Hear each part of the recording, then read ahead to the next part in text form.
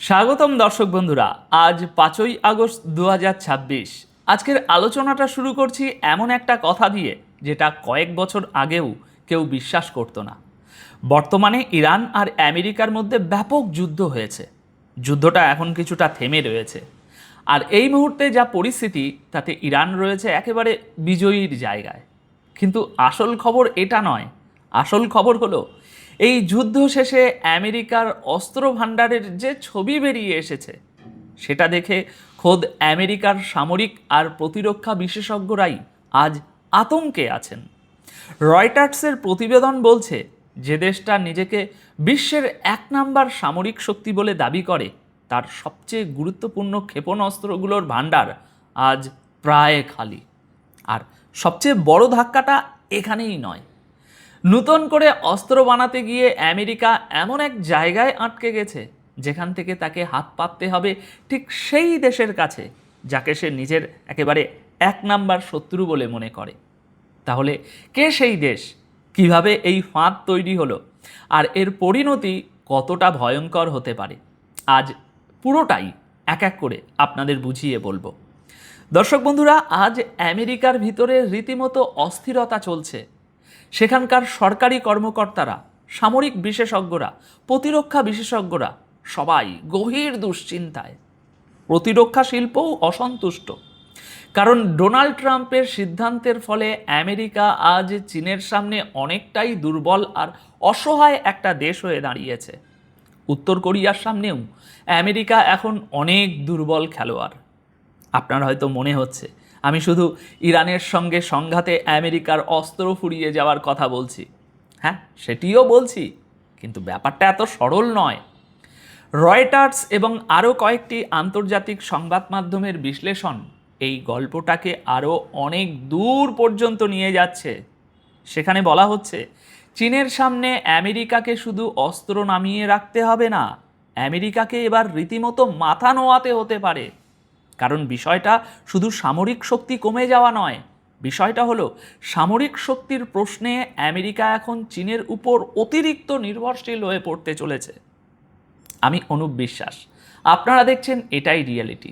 আজকের আলোচনা সত্যি দর্শক বন্ধুরা চমকে দেওয়ার মতো। আসুন প্রথমে দেখা যাক রয়টার্সের খবর অনুযায়ী আমেরিকার আজকের অবস্থানটা ঠিক কেমন, তারপর আমরা ধাপে ধাপে সামনে এগোবো। প্রতিবেদন বলছে আমেরিকার হাতে থাকা ATACMS অর্থাৎ আর্ম ট্যাকটিক্যাল মিসাইল সিস্টেমের প্রায় পুরো মজুতি শেষ হয়ে গেছে। এটি সেই ধরনের নিখুঁত লক্ষ্যভেদী ক্ষেপণাস্ত্র যেটি আমেরিকার নিজের জায়গায় বসে থেকেই আমেরিকা দূরের ঘাঁটিতেই ছুড়ে মারে। এর পাশাপাশি প্রিসিশন স্ট্রাইক মিসাইল, সংক্ষেপে PRSM, সেটিরও পুরো মজুদ ইরানের বিরুদ্ধে খরচ হয়ে গেছে। রয়টার্স তাদের এই শিরোনামেই লিখেছে এমন কোনো অস্ত্র নেই যা আমেরিকা ইরানের উপর ব্যবহার করেনি। এই দুটি অস্ত্রই মাটি থেকে অনেক দূরের লক্ষ্যে আঘাত আনার জন্য তৈরি। ATACMS প্রায় 300 কিলোমিটার পর্যন্ত আঘাত আনতে পারে, আর PRSM 500 কিলোমিটারের বেশি, প্রায় 1000 কিলোমিটার পর্যন্ত যেতে সক্ষম। এক একটি ক্ষেপণাস্ত্রের দাম প্রায় $10 লক্ষেরও বেশি। এবার আরও একটু এগোনো যাক, অনেক তথ্য আছে।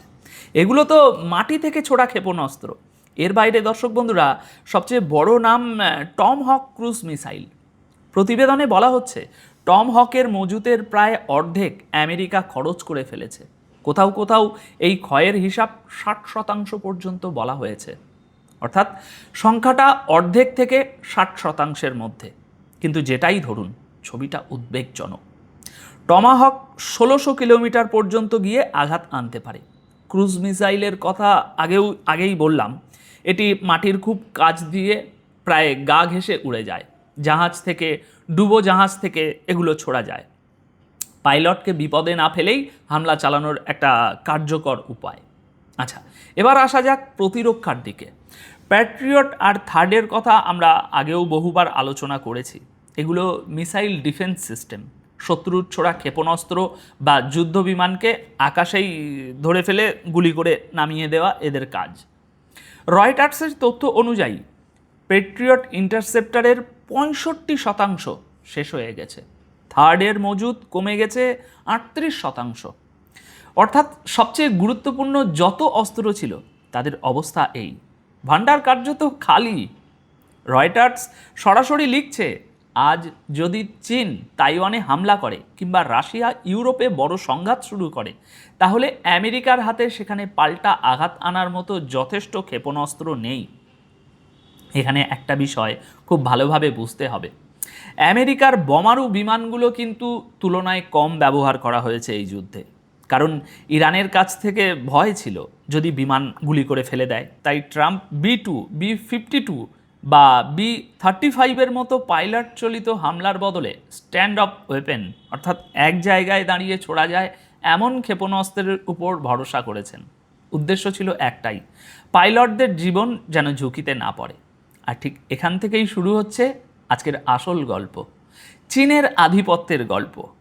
চীনের আধিপত্য বুঝতে হলে আগে বুঝতে হবে ক্ষেপণাস্ত্র ফুরিয়ে যাওয়ার পর আমেরিকা কেন সংকটে পড়েছে, আর সেই সংকট মেটাতে গিয়ে যা যা করতে হবে তার একটাও চীনকে বাদ দিয়ে সম্ভব নয়। আমেরিকার প্রতিরক্ষা কোম্পানিগুলো নতুন কারখানা বসাচ্ছে, রেকর্ড উৎপাদনের কথা বলছে, কিন্তু আসল চ্যালেঞ্জটা অন্য জায়গায়। ক্ষেপণাস্ত্র বানানো গাড়ি বা ওই মোবাইল ফোন বানানোর মতো সহজ কাজ নয়, এর জন্য বহু জিনিস দরকার হয়।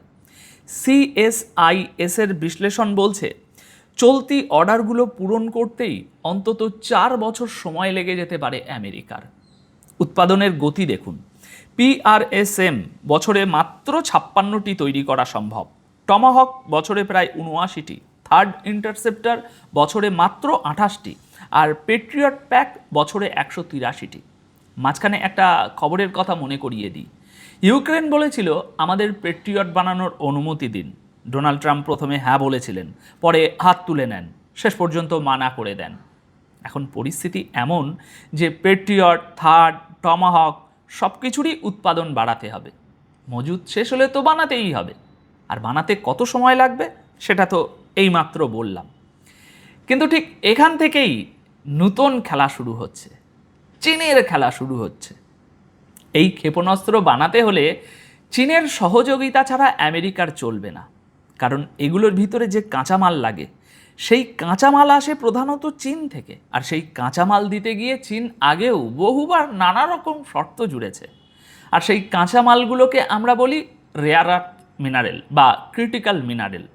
এবার সহজভাবে দেখা যাক যে এই কোনটা কী কাজে লাগে, পুরো বিষয়টা বুঝিয়ে বলবো। প্রথম নাম নিওডিমিয়াম, এটি দিয়ে তৈরি হয় দুনিয়ার সবচেয়ে শক্তিশালী স্থায়ী চুম্বক। ক্ষেপণাস্ত্রের যে ছোট ছোট ক্ষেপণাস্ত্রের পাখা করে সেখানে চুম্বক লাগে, সাধারণ লোহার চুম্বক সেখানে চলে না। কম জায়গায় ছোট্ট একটা চুম্বককে অনেক বেশি শক্তিশালী কাজ করতে হয়। ক্ষেপণাস্ত্রের অ্যাকচুয়েটার, গাইডেন্স ও কন্ট্রোল মোটর, সার্ভো মোটর সবেতেই এই চুম্বক লাগে। মোবাইল ফোনের ভিতরের ছোট ছোট যে মোটর সেও এই জিনিস দিয়ে তৈরি। দ্বিতীয় নাম হলো ডিসপ্রোজিয়াম নিওভিমিয়াম। চুম্বককে যদি খুব বেশি গরম করা হয় তার চুম্বকীয় শক্তি নষ্ট হয়ে যায়, আর ঠিক এখানেই এই ডিসপ্রোজিয়ামের ভূমিকা। এটি মিশিয়ে দিলে বেশি তাপমাত্রাতেও চুম্বক কাজ করে যায়, আর সেই কারণেই প্রিসিশন মিসাইল, টমাহক, প্যাট্রিয়ট এবং র্যাডারে এটা ছাড়া চলে না। তৃতীয় নামটা হলো টার্বিয়াম। উচ্চ তাপমাত্রার চুম্বকের জন্য এটা জরুরি। জাহাজ বা যন্ত্র যখন প্রবল কম্পনে কাঁপে, ঝাঁকুনি লাগে, তখনও চুম্বকীয় ক্ষমতা যাতে নষ্ট না হয় সেটা নিশ্চিত করে এই টার্বিয়াম। এটাও আসে চীন থেকে। চতুর্থ নাম স্যামারিয়াম। এটি অত্যন্ত বেশি তাপমাত্রা আর উচ্চমাত্রার তেজস্ক্রিয় বিকিরণও সহ্য করতে পারে, তাই র্যাডার, ক্ষেপণাস্ত্রের ইলেকট্রনিক্স আর সামরিক সেন্সরে এটি ব্যবহার হয়। এটিও চীন থেকে আসে। এখানে আরেকটি নাম হলো ট্যান্টালাম। এটি রেয়ার আর্থ নয়, ক্রিটিক্যাল মিনারেল। এটি দিয়ে তৈরি হয় উচ্চ ক্ষমতার ক্যাপাসিটার। ক্যাপাসিটার কি আপনারা জানেন, আমাদের ওই পাখাতেও এটা লাগানো থাকে, আর এর কাজ হলো বিদ্যুৎ জমিয়ে রেখে দরকার মতো শক্তি জুগিয়ে দেওয়া। অস্ত্রে এই ক্যাপাসিটারের কাজ গাইডেন্স কম্পিউটার চালানো, নেভিগেশন সিস্টেম সচল রাখা এবং ক্ষেপণাস্ত্রের ইলেকট্রনিক্স বিষয়গুলো সামলানো। বিদ্যুতের মাত্রা যেন কম বেশি না হয় সেটাও এটাই দেখে। এটা না থাকলে ইলেকট্রনিক্স যে কোনো মুহূর্তে ধোঁকা দিতে পারে। আর এখানে শেষ নাম আসছে ট্যাংস্টান। ছোটবেলায় নিশ্চয়ই পড়েছেন। পুরনো দিনের বিদ্যুতের বাল্ব এই ধাতু দিয়েই তৈরি হতো। এটি অত্যন্ত শক্ত ধাতু, পেনিট্রেটর, আর তাপ সহ্য করার উপযোগী যন্ত্রাংশ বানাতে এটা লাগে। ক্ষেপণাস্ত্রের ডগায় ট্যাংস্টেশন থাকলে সেটা মাটিতে পড়ে মাটি ফুঁড়ে ভিতরে ঢুকে যেতে পারে। ডগাটা যদি আঘাতেই বেঁকে যায় তাহলে আর ভেদ করবে কি করে? তাই দরকার এমন একটা কঠিন ধাতু যেটা নিজে ক্ষতিগ্রস্ত হবে না, আর এটিও আসে চীন থেকে। এবার পুরো ব্যাপারটা একেবারে সহজ করে বলি। আমেরিকা বলছে ঠিক আছে, আমি অস্ত্র বানিয়ে দেব। সময় লাগবে কত? 4 বছর সময় লাগবে, অস্ত্র তৈরি হয়ে যাবে। কিন্তু প্রথম কথা, এই 4 বছর আমেরিকা কার্যত ঝুঁকির মধ্যেই থাকবে। আর দ্বিতীয় কথা, এই 4 বছরেও অস্ত্র তখনই বানাতে পারবে যখন হাতে স্টিয়ারিং থাকবে, চাকা থাকবে, ব্রেক থাকবে, অ্যাক্সেলেটর থাকবে। আর এই প্রতিটি জিনিসই তাকে পেতে হবে চীনের কাছ থেকে। এবার আপনাদের মনে করিয়ে দিই, চীন আগেই এই সরবরাহ সীমিত করে দিয়েছে, নিয়ম করে দিয়েছে দেশে যে এই জিনিস দেশের বাইরে যেতে হলে চীন সরকারের অনুমোদন লাগবে। এরপরই ডোনাল্ড ট্রাম্প কার্যত হকচকিয়ে যান। মনে করে দেখুন, তিনি চীনে গিয়েছিলেন কথা বলতে। সেই শীর্ষ সম্মেলনের মূল বিষয়ই ছিল একটাই, রেয়ার আর্থ মিনারেল আমাকে দাও। কারণ এই খনিজ শুধু অস্ত্র বানায় না, আমেরিকার মাইক্রো প্রসেসর নির্ভর যত শিল্প আছে, যে বিশাল এআই খাত নিয়ে তারা গর্ব করে, তার চাবিকাঠিও চীনের হাতে। এখন ছবিটা ভাবুন, ভান্ডার খালি, নতুন করে অস্ত্র বানাতে হবে, কিন্তু বানাতে গিয়ে দেখা যাচ্ছে ভিতরের জরুরি উপাদানই নেই। আর যার কাছ থেকে সেই উপাদান আনতে হয় তার সঙ্গেই প্রতিনিয়ত ঝামেলা লেগে আছে। ডোনাল্ড ট্রাম্প আবার একটা কর্মসূচি চালু করেছেন যে ভবিষ্যতে এসব জিনিস চীন থেকে নেওয়া হবে না। খনি থেকে খনিজ তোলা শুরু করে রেয়ার আর্থ তৈরি পর্যন্ত গোটা ব্যবস্থাই আমেরিকার ভিতরে গড়ে তুলতে হবে। মানে এক অর্থে আত্মনির্ভরতার একটা মডেল। কিন্তু বাস্তবে হচ্ছেটা কি? সেখানকার শিল্প সেটা গড়ে তুলতেই পারছে না, ফলে চাপ আগে থেকেই তৈরি হয়ে আছে। যে জিনিস দিয়ে অস্ত্র বানানো হয় সেই জিনিসেরই টান পড়ে গেছে। শুধু তাই নয়, রীতিমতো আইন করা হয়েছে যে চীন, ইরান, উত্তর কোরিয়া সহ কয়েকটি দেশ থেকে রেয়ার আর্থ আমদানি করা যাবে না। করতে হলে এই শর্ত, সেই শর্ত, এই স্যাংশন। আর যেগুলো ক্রিটিক্যাল বা স্পর্শকাতর কাজ, তার জন্য একেবারেই নয়। অস্ত্র তো নিঃসন্দেহে একটা স্পর্শকাতর কাজ, তাই না? অর্থাৎ যে অস্ত্রগুলো শেষ হয়ে গেছে সেগুলো শুধু শেষ হয়নি, এর সঙ্গে জড়িয়ে থাকা গোটা হিসেবটাই আজ আমেরিকার কাছে এলোমেলো হয়ে গেছে। আচ্ছা, এবার একটা তুলনা করা যাক, খুব ভালো বুঝবেন। রাশিয়া ইউক্রেনে যে অস্ত্র খরচ করেছে সেগুলো মূলত পুরনো জীর্ণ ট্যাঙ্ক, 40 বছরের পুরনো প্রযুক্তি, পুরনো ক্ষেপণাস্ত্র। নিজের সবচেয়ে ভালো অস্ত্রগুলো আজও তারা সামলে রেখেছে, কারণ তারা জানে কখন ইউরোপের বিরুদ্ধে সেগুলো দরকার পড়ে যেতে পারে। অন্যদিকে দেখুন, ট্রাম্প কার্যত নিজের এই দুটো হাতই কাটিয়ে বসে আছেন। এখন প্রশ্ন হলো, 4 বছরের হিসাবটা কি আদেও 4 বছরেই থামবে? চীন যদি একেবারে সময় মতো সব হড়ার করে সরবরাহ করে দেয়, তবু 4 বছর লাগবে। কিন্তু চীন কি সেটা করবে? চীন তো এখানেই খেলবে ভাই। তাহলে দুনিয়ার কোন কোন দেশগুলোর অস্ত্র ভাণ্ডার এখনও পুরোপুরি অক্ষত এবং বড় দেশের সঙ্গে লড়ার মতো শক্তিও আছে? চীন, উত্তর কোরিয়া আর রাশিয়া। আর মজার বিষয় হলো, এই 3টে দেশকেই আমেরিকা নিজের সবথেকে বড় শত্রু বলে মনে করে। চীনের হাতে রয়েছে বিশ্বের প্রায় 80% রেয়ার আর্থ প্রক্রিয়াকরণ, পরিশোধন, ধাতুতে রূপান্তর এবং ম্যাগনেট তৈরির সুবিধা। এই জায়গায় চীন আমেরিকা এবং বাকিদের চেয়ে কয়েক দশক এগিয়ে। এবার ভাবুন, কাল যদি চীন তাইওয়ানে হামলা করে, আমেরিকা কি আটকাতে পারবে? পারবে না। আটকাতে গেলে নিজেই ফেঁসে যাবে।